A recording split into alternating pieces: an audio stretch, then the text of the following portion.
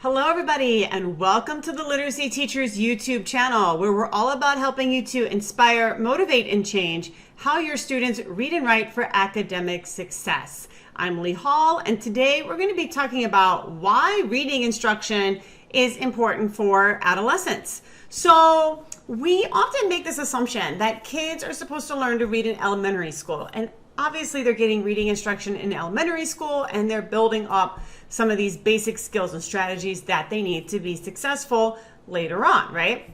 But we also often assume that around third, fourth grade that they don't really need a whole lot of reading instruction anymore, right? We make this assumption that, or it's a very common assumption to make that, hey, they've learned how to read, they can pronounce the words, they've learned how to, comprehend. Obviously, right, we're going to have to keep teaching them some vocabulary words, but we might need to tweak a few things here and there, but by and large, most of them should have it down.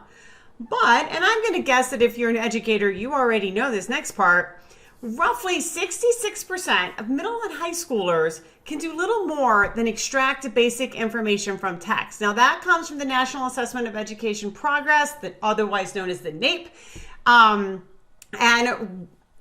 If you're a teacher, you see this most likely all the time, right? This is not going to be news for you.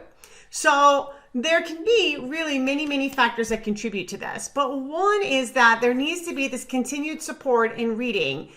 They continue to need reading instruction K-12.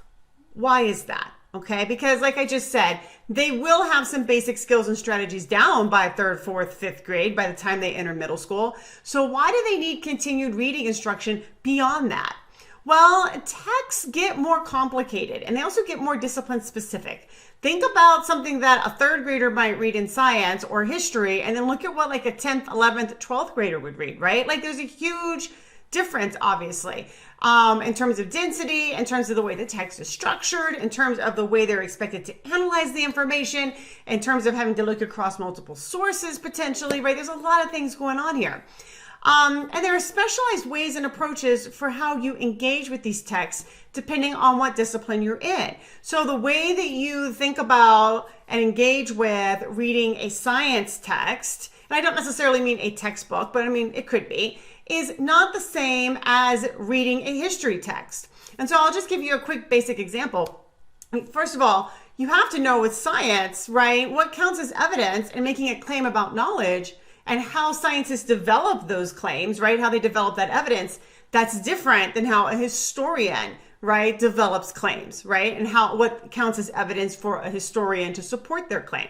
So that's just a really quick one-off example. But kids need to learn different ways of reading. They need to learn different skills and different strategies that are specific to that discipline, and they need to learn it within the context of that discipline. So when we're talking about what counts as evidence in science, kids need to learn that within the context of science, right? They need to learn how to evaluate a text in terms of what counts as evidence. And then the same thing for history. They need to learn that within the context of history. Now, if you're a science teacher, you can certainly talk to kids about how, hey, this is how this particular thing is different in science versus history, or like when you read a novel, right? You could certainly do that, and it would be great to do that. But they do need that continued instruction, and they do need it within the context of their discipline. Now, you might say, hey, I know they've already mastered a number of basic comprehension strategies, and that might be true, but we can't rely on those. So things like saying, hey, if you're stuck, just reread it. If you don't know the word, use a dictionary, or look it up in the dictionary, use context clues, or draw a picture. Those are some really basic comprehension strategies that they likely learned in the elementary grades, like around third grade, fourth grade, and probably got multiple years of instruction on, but they're not really going to work a lot most of the time with some of these really hard texts. They're going to need you to really teach them how to engage with these discipline-specific texts. So you might be asking, what does this instruction look like? Well, that's one of the many things that we cover on this channel. So stay tuned to get tips and strategies that you can use to support your readers in comprehending discipline-specific texts.